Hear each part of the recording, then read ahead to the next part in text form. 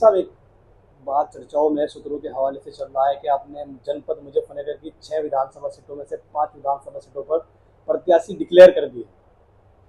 ये किसी ने आपको गलत सुना दिया। ना मैंने किए हैं, ना मुझे प्रत्याशी घोषित करने का कोई अधिकार है। हमारी पार्टी में लोकतांत्रिक व्यवस्था है। ये अधिकार हमारे आदरणीय राष्ट्रीय अध्यक्ष जी को है और वो भी जिला संगठन फिर अपने ऑब्जर्वर भेज करके प्रदेश से राय ले करके प्रदेश अध्यक्ष जी से और दूसरे किससे राय ले वो किसे भेज करके अपने तरीके से बहुत बारीकी से देख करके जब कैंडिडेट डिक्लेयर करते हैं। अभी कहीं कोई कैंडिडेट डिक्लेयर नहीं है। अभी तो मैं भी डिक्लेयर नहीं कि मैं आगे लड़ूंगा नहीं लड़ूंगा। ये सारा का सारा मामला पार्टी के राष्ट्रीय अध्यक्ष जी के हाथ में है और आदरणीय अध्यक्ष जी ने अभी किसी को ये नहीं कहा कि तुम चुनाव लड़ोगे, ना कोई पूछ रहेगा अब तक। जहाँ तक स्थिति ये इस तरह की बात की है, कुछ लोगों के अपने स्वार्थ है जो इस तरह की बात प्रचारित प्रसारित करते हैं।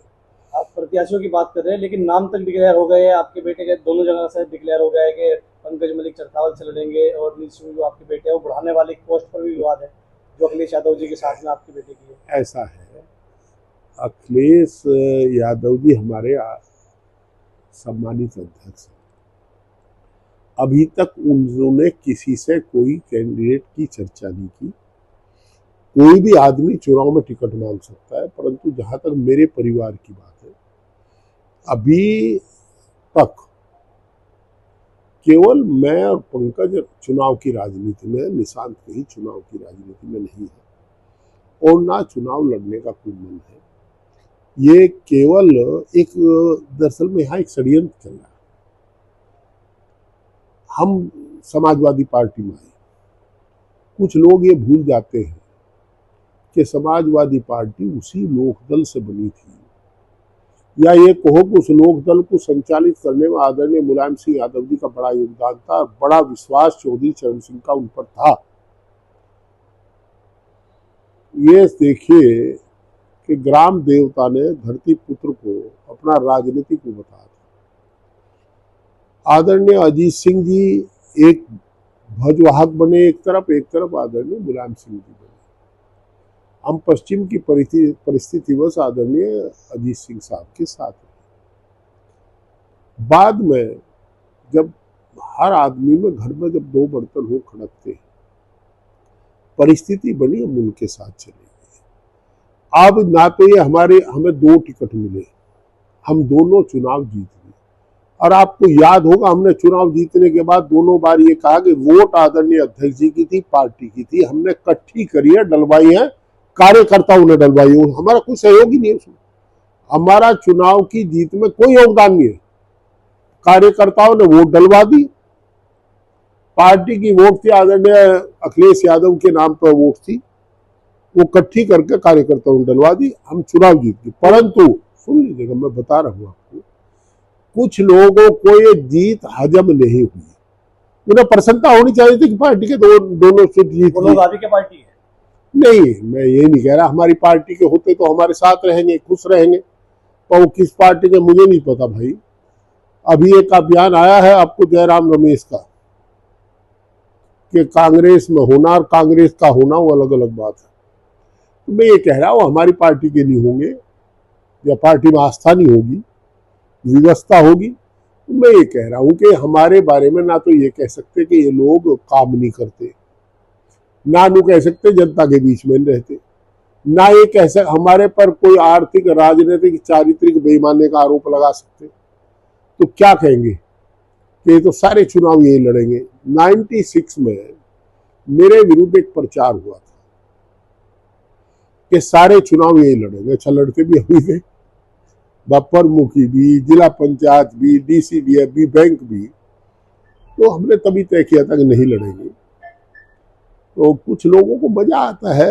अभी तो कहीं यार चुनाव की चर्चा भी नहीं है। लेकिन मलिक साहब जो जिला अध्यक्ष है आपकी पार्टी के, पूर्व समाजवादी पार्टी में वो जिला अध्यक्ष रहे हैं प्रमोद तिवारी, उन्होंने स्पष्ट कहा कि बुढ़ाने से चुनाव में लड़ूंगा। आप कह रहे हैं राष्ट्रीय अध्यक्ष जी ने मना किया है। ऐसा है, मना नहीं किया। मैंने कहा किसकी से मना किया? आपने कहा ना कि अखिलेश जी ने मना किया कि अपना प्रत्याशी भी नहीं बताया। अभी नहीं, मैंने कहा आदरणीय अखिलेश जी ने, हमारे आदरणीय अध्यक्ष जी ने अभी हमसे कोई चर्चा ही नहीं की।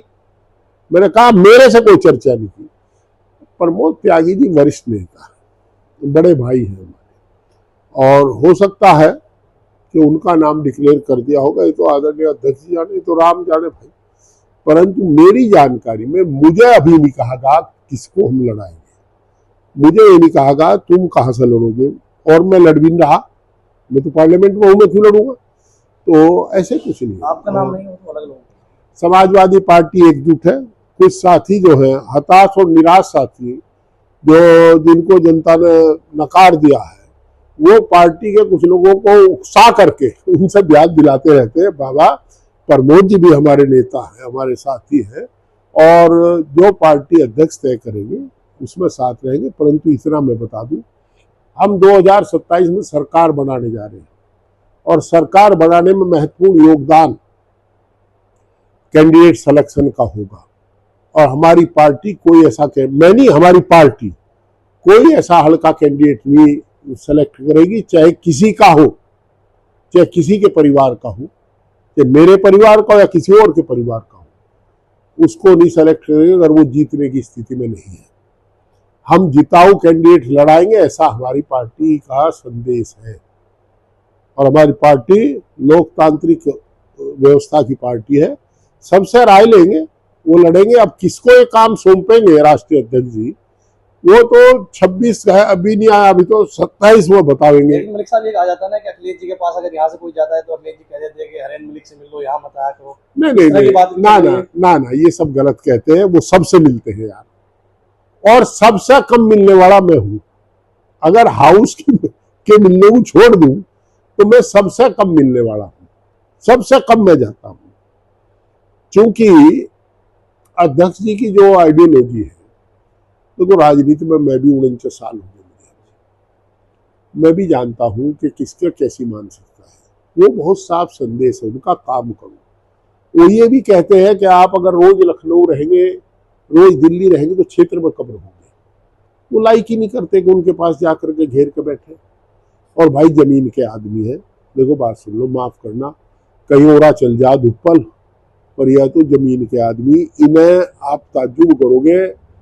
हमारे आदरणीय अध्यक्ष जी को, प्रोफेसर राम गोपाल जी को, इन्हें क्या नाम, शिवपाल जी को, जितना मुझे पता है पश्चिम का, उससे ज्यादा ही नहीं पता है।